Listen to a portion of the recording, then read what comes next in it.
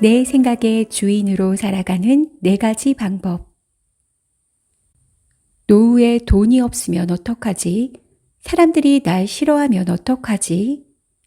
생각의 대부분을 차지하는 것은 걱정입니다. 걱정해도 소용이 없다는 것을 알면서도 멈추기가 어렵습니다. 생각은 이렇듯 우리를 힘들게 하지만 더 나은 삶을 살 수 있게 해주는 힘인 것은 분명합니다. 인간의 학명인 호모사피엔스는 지혜를 가진 사람이라는 뜻입니다. 오직 인간만이 자신에 대해 생각하고 자신과 타인을 구별하며 자신이 속해 있는 세상을 인식합니다. 어떤 생각을 자주 하다 보니 익숙해지고 익숙하기에 더 자주 하게 되는 겁니다. 습관이 되는 것이죠. 생각이 습관이라는 사실은 오히려 우리에게 좋은 뉴스입니다. 습관은 바꿀 수 있는 것이기 때문입니다. 건강하게 생각하는 습관을 기르려면 다른 관점으로 바라보는 연습을 해야 합니다. 첫째, 자동적 사고 알아차리기. 자동적 사고는 나도 모르게 하는 생각입니다. 빠르게 스쳐 지나가기에 알아차리기 힘들 때가 많지요. 일종의 내면의 찌꺼림과 같은데 주로 부정적인 말로 드러납니다. 예를 들어, 나는 이 일을 못할 거야. 나는 할 줄 아는 게 없어. 주변 사람들에게 폐만 끼칠 것 같아. 등과 같은 것이지요. 자동적 사고에 빠져 있다는 걸 알아차릴 때마다 스톱을 외쳐주세요. 자동적 사고는 습관적으로 하는 생각일 뿐 사실이 아니니까요. 둘째, 자신에게 힘이 되는 말로 바꾸어 보기. 자동적 사고에 빠져 있음을 알아차렸다면 다음과 같은 작업을 통해 생각의 방향을 바꿔주세요. 첫째, 자신이 반복하는 자동적 사고를 적습니다. 둘째, 현실에 바탕을 둔 객관적 사실을 씁니다. 셋째, 자신에게 힘이 되는 말을 한 문장으로 적은 후 의도적으로 말하기를 합니다. 자동적 사고에서 빠져나와 상황을 바꿀 수 있도록 이 과정을 반복해 보세요. 셋째, 핵심 신념 찾아내기. 자동적 사고에 자주 휘둘리는 이유는 그것을 만들어내는 생각의 틀을 갖고 있기 때문입니다. 생각의 틀은 자신과 세상에 대한 신념으로 구성되어 있습니다.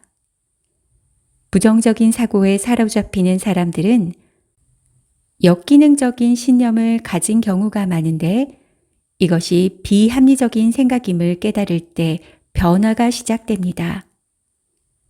갈등이 생길 때마다 일상에서 불쾌함을 느낀 사건, 그 사건에 대해 자동적으로 떠오른 생각, 느낀 감정, 신체 감각, 시도한 행동, 자동적 사고를 밑받침하는 증거, 자동적 사고를 반박하는 증거, 자동적 사고를 만든 중간 신념, 중간 신념을 만든 핵심 신념 순서로 적으면서 나를 괴롭히는 핵심 신념을 찾아보세요.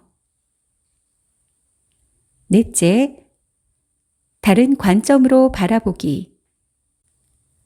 같은 사건이라도 어떤 관점으로 바라보느냐에 따라 달라집니다. 예를 들어, 띄어쓰기가 전혀 되어 있지 않은 문장은 어떻게 읽느냐에 따라 전혀 다른 뜻을 갖습니다. Dream is nowhere로 해석하면 꿈은 어디에도 없다가 되지만 Dream is now here로 해석하면 꿈은 여기에 있다가 되지요.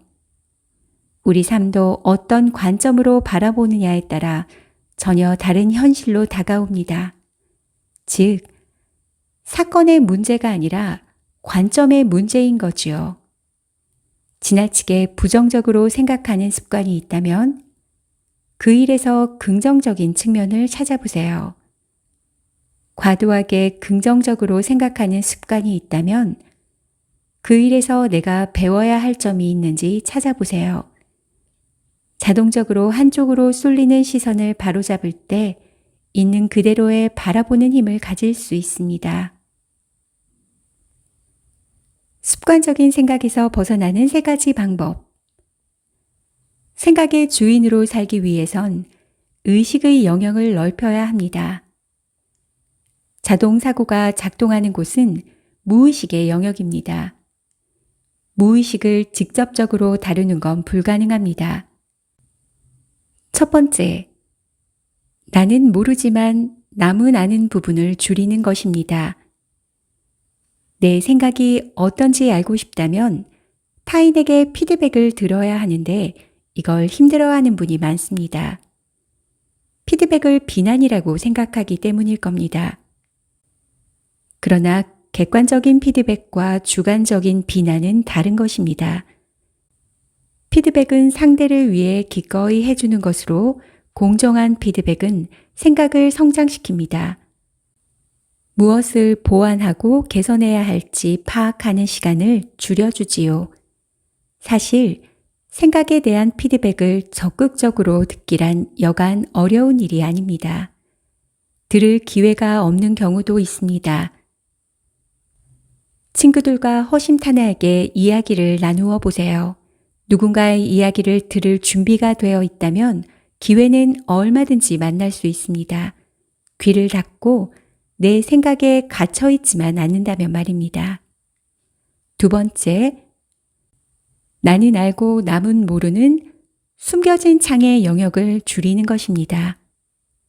이 영역을 줄이려면 적극적으로 자기 개방을 하는 게 좋습니다.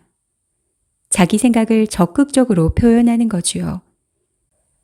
자기 생각을 자기 목소리로 말하는 것은 당당하게 삶을 살아가는 데 필수 사항입니다. 틀려도 괜찮다는 생각으로 자신의 생각과 감정을 그때그때 풀어내는 것만으로도 도움이 됩니다. 세 번째, 책을 읽고 글을 쓰는 것입니다. 독서는 생각을 깊고 풍부하게 하는데 최고의 방법입니다. 사람들과 직접적인 소통이 어려운 경우 책을 읽으며 저자의 생각을 들어보길 권합니다. 특히 글쓰기는 생각을 정리하는 데 도움이 됩니다. 길게 써야 한다는 압박감을 느끼지 않아도 됩니다. 서너 줄 정도로 짧아도 괜찮으니 오늘 있었던 일이나 사람들을 만나면서 들었던 생각을 글로 정리하는 습관을 가져보세요. 책에서 읽었던 문장을 옮겨 적어도 좋습니다. 무엇이든 꾸준히 글로 쓰다 보면 나에 대해 더 잘 알게 되기에 생각을 조리 있게 표현하는 능력이 향상되는 건 덤이랍니다. 습관적인 생각에서 벗어나고 싶거나 부정적인 생각에 덜 휘둘리고 싶다면 타인의 생각을 듣고 내 생각을 표현하며 적극적으로 소통해야 합니다. 듣고 말하고 읽고 쓰는 행위는 생각을 확장하는 훌륭한 방법입니다. 자신만의 생각을 일방적으로 강요하거나 혼자만의 관점에 사로잡힌 상태에서 의식의 영역을 확장하기란 어렵습니다. 대화, 독서, 글쓰기 등 다양한 방법을 통해 여러 관점을 갖는 법을 배울 때 편협하고 차별적인 사고에서 벗어나 풍요롭고 다채로운 생각을 할 수 있습니다. 또한 자신을 존중하는 습관을 하나둘 만들어가는 시간이 필요합니다. 자신을 소중히 대하지 않는 사람이 남을 소중하게 대하기는 어려우니까요. 남의 마음이 궁금해지는 순간이야말로 자신의 마음을 알아줘야 할 때입니다. 타인의 생각을 알아맞히고 싶어지는 순간이야말로 자신의 생각을 정리해야 할 때이지요. 다른 사람을 배려하고 싶나요? 그렇다면 먼저 자신을 친절하게 대해주세요. 우리는 자신을 이해하는 만큼 남을 이해할 수 있고 자신을 존중하는 만큼 타인을 존중할 수 있습니다. 자신에게 좋은 사람이 될 때 타인에게도 좋은 사람이 될 수 있습니다.